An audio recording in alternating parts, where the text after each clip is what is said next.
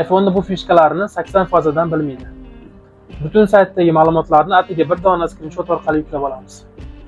Buning uchun brauzerga kiramiz. Kerakli bo'lgan saytga kirib turib, skrinshotni bosamiz. O'rtani bosdik, vся страничani bosamiz. Ko'rib turganlaridek, saytdagi butun ma'lumotlarni bitta skrinshot orqali yuklab olamiz. Gotovini bosamiz, сохранить PDF fayli, сохранить. Bo'ldi.